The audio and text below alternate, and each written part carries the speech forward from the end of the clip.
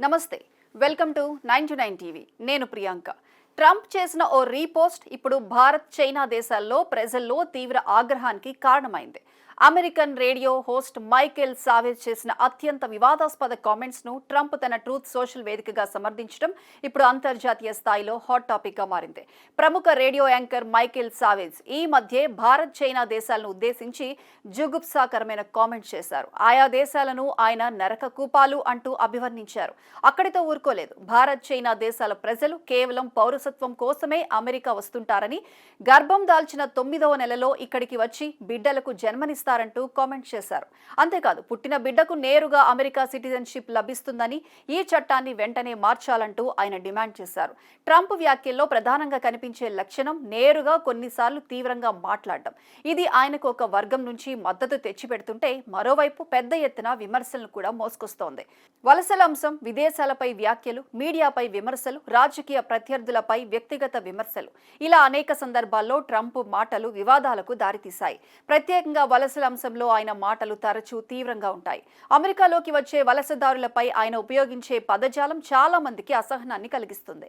కొన్ని దేశాలను నేరుగా లక్ష్యంగా చేసుకుని మాట్లాడడం, ఆ దేశాల ప్రజలపై విమర్శలు చేయడం అంతర్జాతీయ స్థాయిలో కూడా చర్చకు దారితీస్తుంది. ఇలాంటి వ్యాఖ్యలు కేవలం రాజకీయ ప్రకటనలు మాత్రమే కాకుండా దేశాల మధ్య సంబంధాలపై కూడా ప్రభావం చూపే అవకాశం ఉంటుంది. అలాగే మీడియాపై ట్రంప్ వైఖరి కూడా చాలా దూకుడుగా ఉంటుంది. తనకు వ్యతిరేకంగా వార్తలు రాస్తే ఆ మీడియా సంస్థలను నేరుగా టార్గెట్ చేస్తారు. ఫేక్ న్యూస్ అనే పదాన్ని ఎక్కువగా ఉపయోగించి మీడియా విశ్వసనీయతను ప్రశ్నించే ప్రయత్నం చేస్తారు. ఇక రాజకీయ ప్రత్యర్థులపై ట్రంప్ చేసే వ్యాఖ్యలు కూడా చాలా వ్యక్తిగతంగా ఉంటాయి. పేర్లు పెట్టడం, ఎగతాళి చేయటం, వ్యక్తిత్వంపై దాడి చేయటం తరచూ ఇదే ధోరణి. ఇండియాపై ఇప్పుడు మాత్రమే కాదు, గతంలో కూడా అనేక వివాదాస్పద కామెంట్స్ చేశాడు ట్రంప్. జాతీయ అహంకారమో లేదంటే అగ్రరాజ్యానికి అధినేత అన్న పొగరో తెలియదు కానీ అడ్డమైన మాటలు మాట్లాడడంలో తనకు తానే సాటి అని నిరూపించుకుంటున్నాడు. మరీ ముఖ్యంగా ఇండియన్స్ కు గర్వకారణమైన ఐటీ రంగాన్ని ఆయన దారుణంగా కించపరిచారు.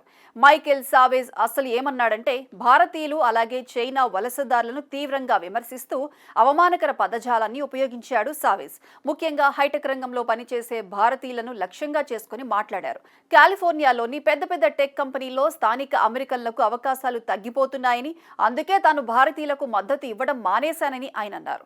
ఈ వ్యాఖ్యలు కేవలం విమర్శలు కాకుండా వలసదారులపై విద్వేషాన్ని రెచ్చగొట్టేలా ఉన్నాయని విశ్లేషకులు అభిప్రాయపడుతున్నారు. ఈ లేఖను ట్రంప్ రీపోస్ట్ చేయడం ద్వారా ఆయన కూడా ఈ అభిప్రాయాలను సమర్థిస్తున్నారనే సందేశం వెళ్లింది. దీంతో భారత్ పై ఆయన వైఖరి మరోసారి ప్రశ్నార్థకంగా మారింది. అంతర్జాతీయ సంబంధాల్లో ఇలాంటి వ్యాఖ్యలు ఎంత ప్రభావం చూపుతాయో అందరికీ తెలిసిందే. ముఖ్యంగా భారత్ వంటి వ్యూహాత్మక భాగస్వామి దేశంపై ఇలాంటి వ్యాఖ్యలు రావటం రెండు దేశాల సంబంధాలపై చర్చకు దారితీసింది.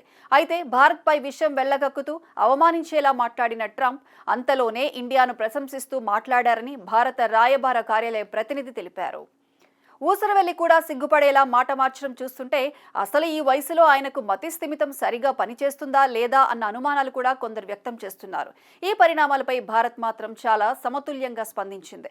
ట్రంప్ అలాగే మైకేల్ సావేజ్ వ్యాఖ్యలపై భారత విదేశాంగ శాఖ ప్రతినిధి రణధీర్ జైస్వాల్ స్పందిస్తూ, మేము కొన్ని నివేదికలను చూశాము, వాటిని అక్కడే వదిలేశాం అని తెలిపారు. ఈ వ్యాఖ్యలు చూస్తే భారత్ ఈ విషయాన్ని పెద్దగా తీసుకోకుండా అనవసర వివాదాన్ని పెంచకుండా చూసినట్లు తెలుస్తోంది.